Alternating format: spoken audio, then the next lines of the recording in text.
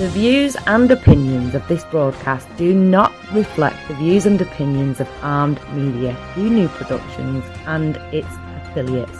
Enjoy the show. Pump up the volume on your parenting with Parent Pump Radio. Tune into something different that makes a difference. At Parent Pump Radio, instead of a ripple, we choose to create a splash. Get energized, get inspired, and get informed with how to parent in the new millennium. With your host and parent coach super guide, Jacqueline T.D. Huynh.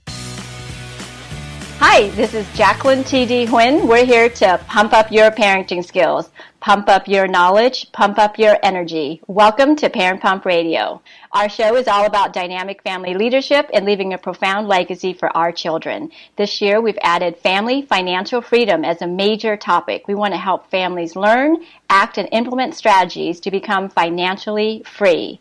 Our show is available on iTunes, YouTube, Google Play, and Stitcher, and syndicated on rethinkradio.org and oneideaaway.com, also on Armed Radio. Okay, so on to our show. We have been talking about passive income by investing in real estate. Our guest today has been on the show before. He is a self-made freedom lifestyle entrepreneur, seasoned investor, and international speaker. Been investing in real estate for almost 30 years, has been involved in several other entrepreneurial ventures.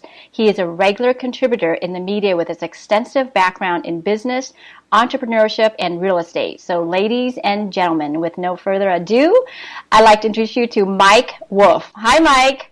Hello there. How are you? I am awesome. Thank you so much for coming on the show. I know it was a last minute thing that I reached out to you. Oh, thanks for having me back. And I can talk real estate anytime, all day long. So it's all good.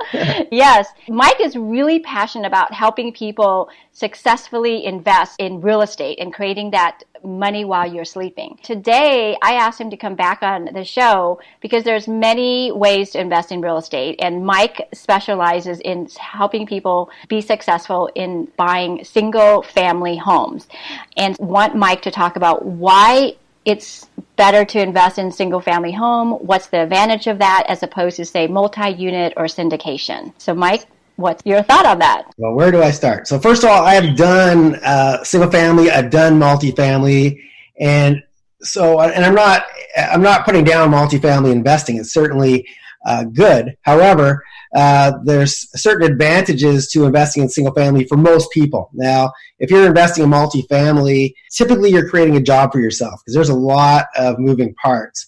And so, first of all, I want to distinguish between different types of multifamilies. And so there's obviously, duplexes, fourplexes, sixplexes, eightplexes.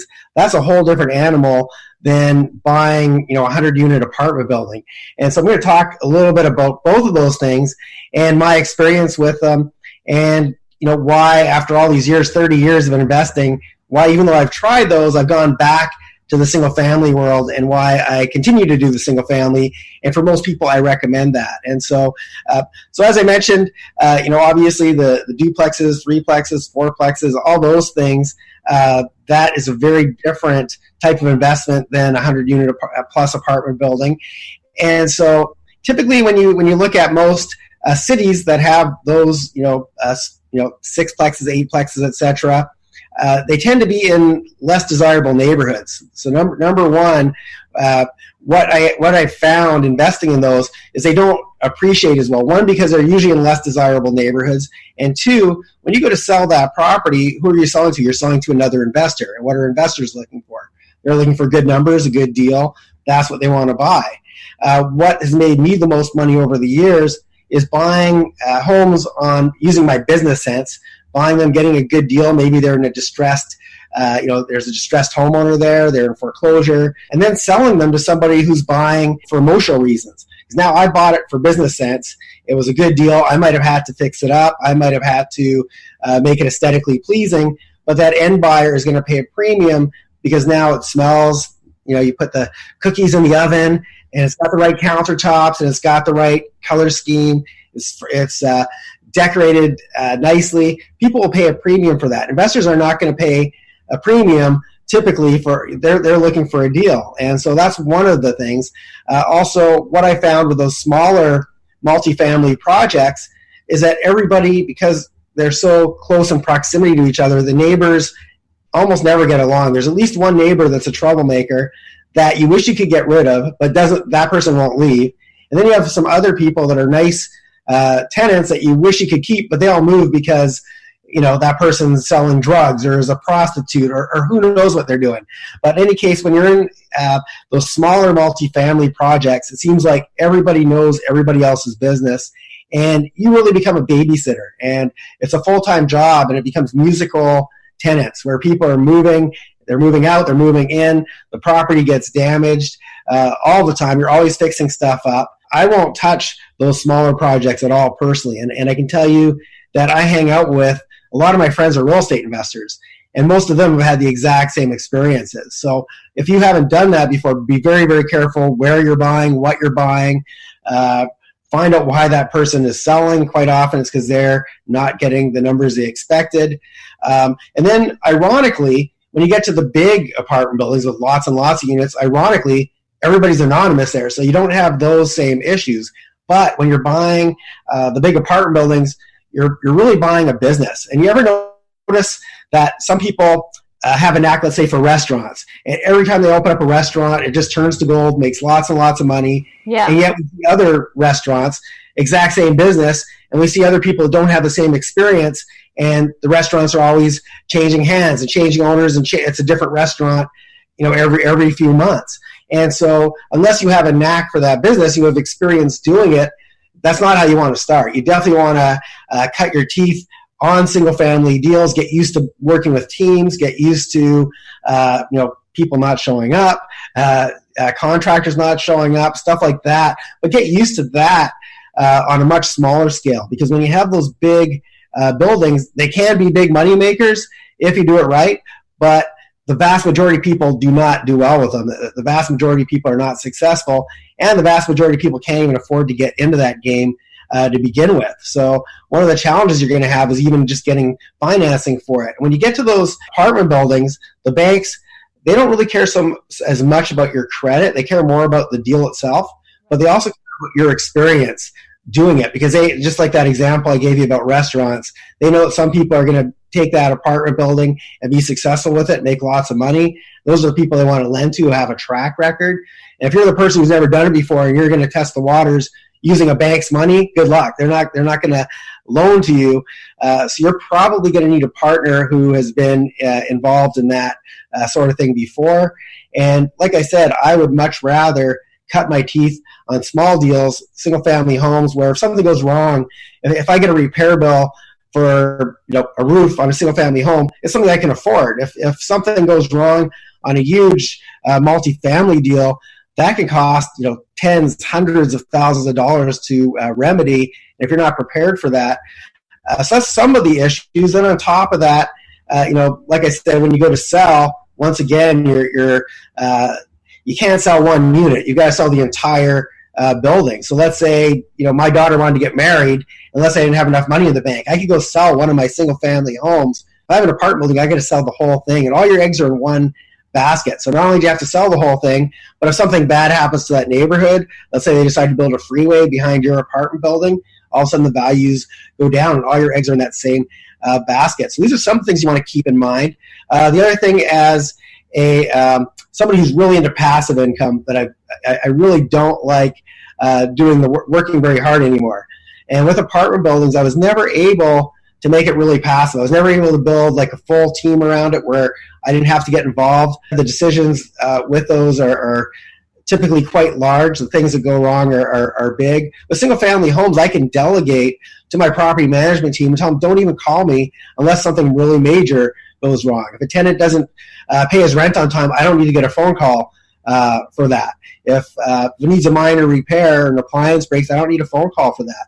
With apartment buildings, I found that I could never fully step away from it. It always felt somewhat like a job, and the money never was fully passive. There's always something coming up. And so I'm not in any way criticizing multifamily. If you're looking to create a job for yourself and you find that exciting, and you're willing to work with somebody to get the experience so you can get the financing, or if you have a lot of money in your bank, great, you can try it. But I've had much, much, much better success in the single family world. And just when you start to have a lot of single family properties, if something goes vacant, for example, you have all the same advantages of a multifamily, just you can be more spread out. I'm in a whole bunch of different markets. So if a market's slumping, I've also got markets that are booming at the same time that are making up for it. And so you can have more diversity. Those are some of the things that you want to keep in mind. And once again, I have friends that make money in just about every aspect of real estate you can imagine, but none of them have the lifestyle that I've got. As you know, I like to travel. Yes. And I do a lot of volunteering. I spend time with my grandkids. If I own multifamilies, I don't think I would have that same lifestyle that I have right now. Obviously, if there's someone that's new into investing, they're most likely not going to be able to start a syndication themselves.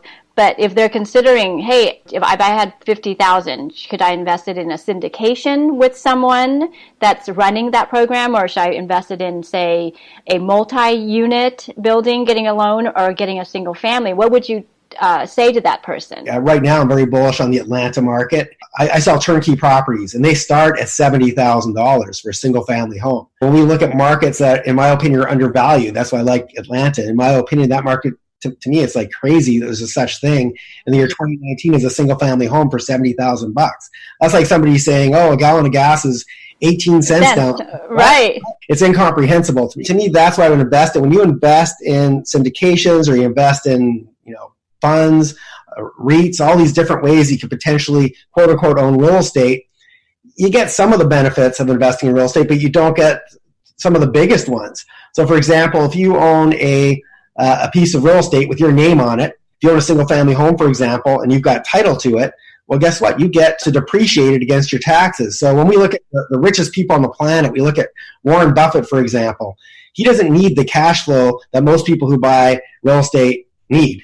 And he doesn't even care about the appreciation. He invests in real estate, like a lot of billionaires, to bring down his taxable income from what he earns in his other businesses. I don't reinvent the wheel. I look at what the richest people who can afford the smartest, brightest and best lawyers, brightest and best accountants, I look at what they're doing, and I follow suit and I copy. And if I own real estate, I can bring down my taxable income and pay less tax than people that make that go to their 9-to-5 job and make they're the ones that pay most of the taxes. The people in the middle class are paying all the taxes for the most part. The richest people are paying as a percentage. Warren Buffett openly admits he pays less tax as a percentage than his assistant does. And I don't know how much his assistant makes, but I'm pretty sure his assistant isn't a billionaire. He is, and he's paying less tax, and he can bring it down almost to zero because of the real estate that he owns. So that's number one. When you invest in a REIT or a syndication or any of these other ways to invest, if you don't have title to the home, you're not getting some of the biggest benefits. Second of all, you don't have any control. When you own something, your name's on it, you can decide when you want to sell it, you decide if you want to rent it, you get total control of the situation, whereas if you're investing in somebody else's thing, you have no control. They're acting on your behalf. They're not always acting in your best interest. And if you read the fine print and what they give you, you'll see that quite often you're paying a lot of fees for things such as their marketing. When they invite people for nice dinners at these fancy hotels and put on these seminars to attract other investors, they're using your money to attract other investors to their funds. Yeah, I know of so many examples of these funds that have gone bankrupt because they were so top heavy in fees. They have fees, acquisition fees and marketing fees and disposition fees and management fees. There are so many fees, and the owners at the top of the food chain, they made off like bandits. But the people who invested in it, the fund actually went bankrupt, even though the property still had value. The funds actually went bankrupt. So you got to be really, really careful how you're investing, and nobody cares more about your money than you do. So to me, I want to have control whenever I invest. People invest in those things because they don't have the expertise, and that's why turnkey properties, for example, are a really good option for people, because you can have an expert like myself who knows how to pick the right neighborhoods, knows how to pick the right markets, knows how to build the right teams, pick the right tenants. All these things that you would have to learn are done for you. And you basically, when you put your money in, not only do you get title, not only do you have control, but you have somebody basically helping you and mentoring you all along the way, so you don't have to become the expert. And so that's exactly why I do what I do and why I've created what I've created. I've been doing this for almost 30 years, like I mentioned. When I first started, I was in my mid-20s. I didn't know the first thing about real estate. Nobody wanted to give me the time of day. And so I had to go make a whole bunch of mistakes and learn the hard way, trial and error, losing a lot of money. but I was young enough that I could rebuild, and also I didn't really have any plan B, so I had no choice. Yeah, you have to be really careful how you invest, and also realize that when you invest in somebody else's company that's investing in real estate, you don't actually own real estate. You own a share of somebody's company. That's a good point. Yeah. And you're at the mercy of how well they run or don't run that company, and so you just have to be super careful. Yeah, you made a good point, right? Like most people who are new to investing or maybe beginners to intermediate, they're having to do all themselves. And so investing in a single family, they would have to do the research. They're going to have to manage it. They have to make sure that the tenants are good tenants. Whereas putting that money into a syndication where you've got someone who says they're going to do everything, I just need your $100,000 or $50,000, and then we'll just give you your dividend, sounds a little bit more enticing than having to do all that. But I think when we have someone like you who is offering kind of the same thing as someone in syndication, where you're going to walk with them, hold their hands, find the property, manage it, it's a turnkey program, it seems like more of a no-brainer that is better. Well, the single biggest advantage is you have control. So I'm there to mentor you, but you get to decide if you want to sell it. I tell you when to get in. I also give you advice on when to get out, but you're not obligated to sell that property. One of the things that I do differently is I don't, even though I'm currently really bullish on Atlanta, and that's where I sell turnkey properties, I don't live in Atlanta. I don't vacation in Atlanta. I didn't pick it because it's convenient for me. I didn't pick it because I have some emotional attachment to it. I picked it because that's where, in my opinion, the best numbers are. There's going to be a point in time where Atlanta doesn't make sense anymore, and I'm going to move my operation, build a new operation wherever it makes the most sense at that time. And so, prior to investing in Atlanta, I was very heavily invested in Phoenix. And when I sold my properties in Phoenix, not only did I make a lot of money, not only did my clients make a lot of money, but for every property we sold in Phoenix, we could buy 2 in Atlanta. Wow. And so literally, we could double our portfolios without having to take any money out of our pockets. And so I'm here to really give you my best advice. Unlike investing in somebody else's fund, where you're at the mercy of what they want to do, you don't get any say. You don't get to call them up and say, I don't really think we should sell now, or I don't think we should buy. You don't have any say. And like I said, there's all these ridiculous fees. So to me, it's just a no-brainer. And I know a lot of people, they don't read the prospectus and the information that they get. They don't even know what that money is going towards. They don't realize that. They think it's all invested in property. All those fees just really add up. And every day I read about some fund that goes belly up. And I know the real estate in there doesn't go to zero, and all these people lose all their money. So there's something wrong with that. And so I just want people to really be aware of what they're investing in. Do your research. Whether you invest with me or not, I'm going to be fine.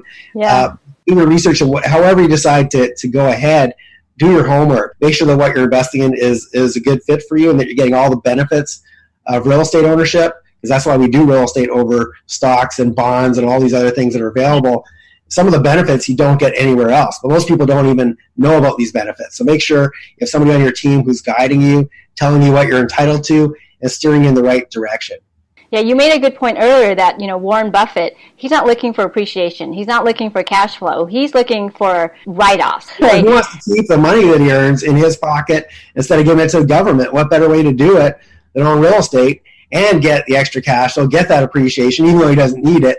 Most importantly, he has to hold on to his money. But for people like you and me that don't have billions of dollars, if we can get that cash flow every month and eventually build up enough cash flow that we don't have to trade our time for money anymore, Warren Buffett's already there if that's what he wanted. He keeps very busy.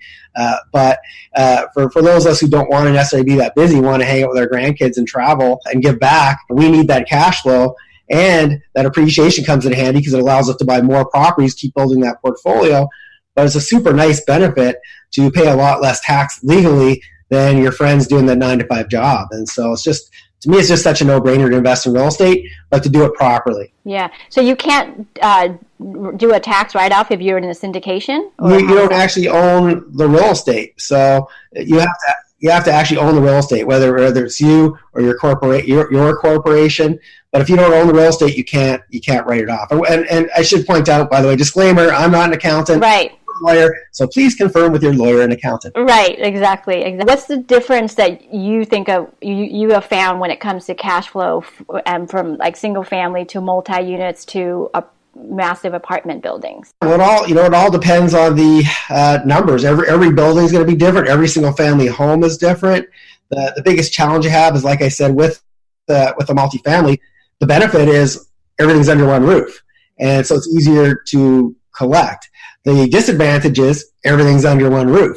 So it could be feast or famine. If everything's going well and all your units are filled and all the rent's coming in, great. But like I said, if they decide to build a freeway behind your apartment building, everybody wants to move somewhere quieter, everything happens at once. If something breaks down in a big multi-family project, that could eat up a whole lot of cash flow for a long, long time if you're replacing some of the expensive components that go wrong. Whereas a single-family home, if you buy newer homes, which is what I do, what I recommend, you're still going to get things breaking down every now and then. There's no doubt about it.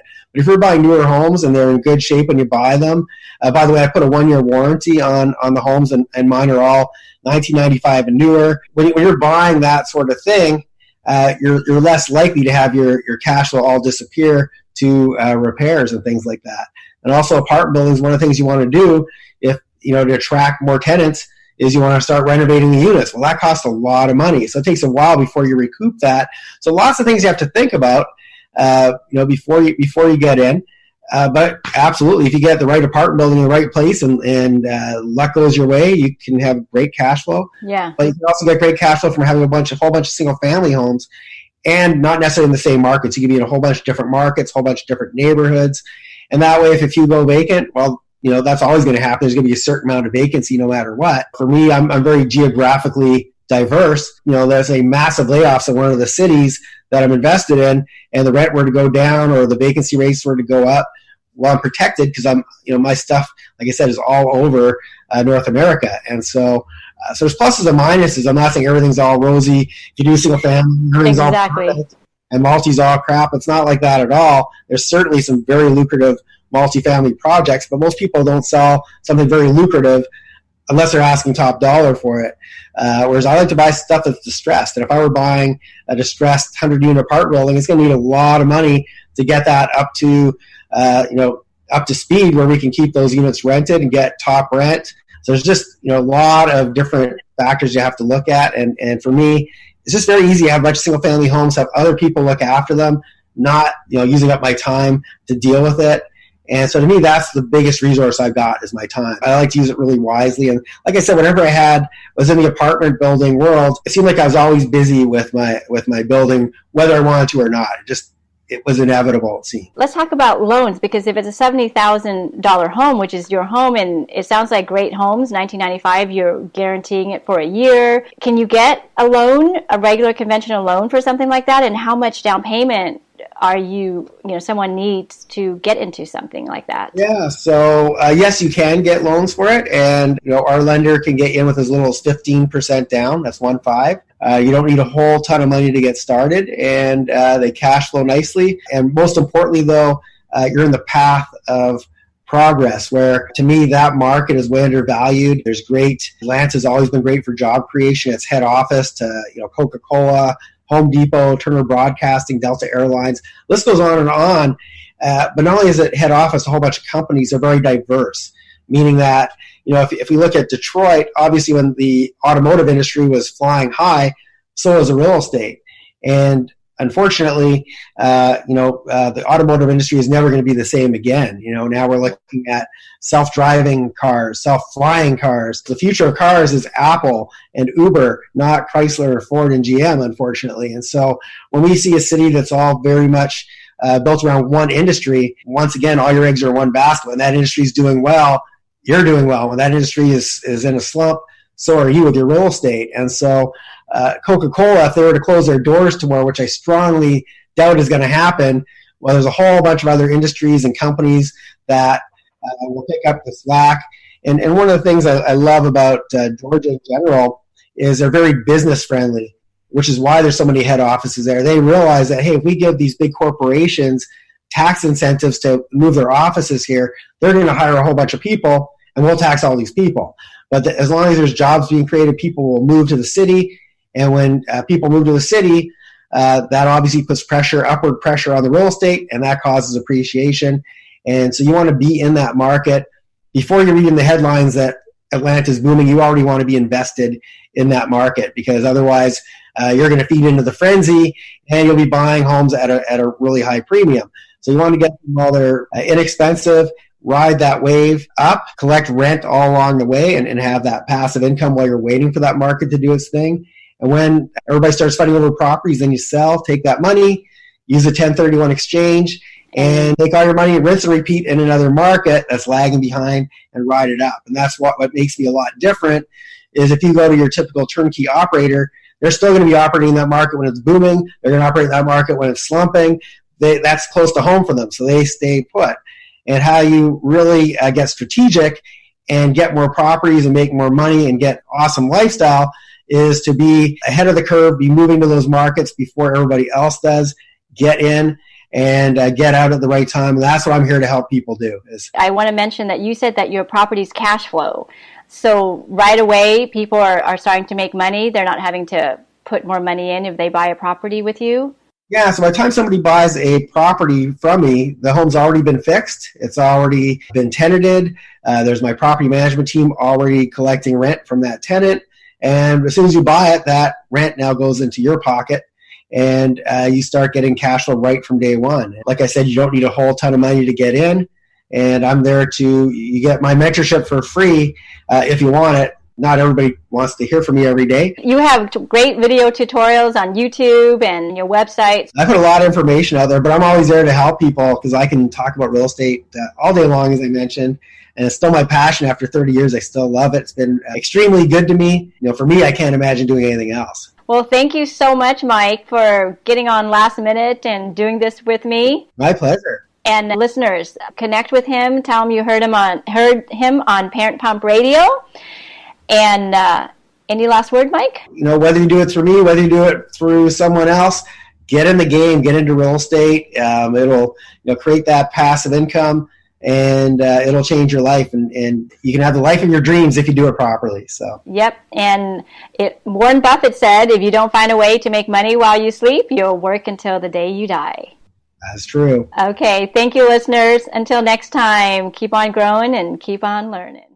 Thank you so much for joining us today. Go to parentpumpradio.com and click on the pink box on the top of our homepage to listen to our new and archived shows. To be instantly notified of new episodes, subscribe to our RSS feed. The RSS feed button is located at the top of the page where all our shows are featured. And after listening to the show, go to parentpumpradio.com or our Facebook page to leave your comments, questions, and topic suggestions. Until next time, have a wonderful week.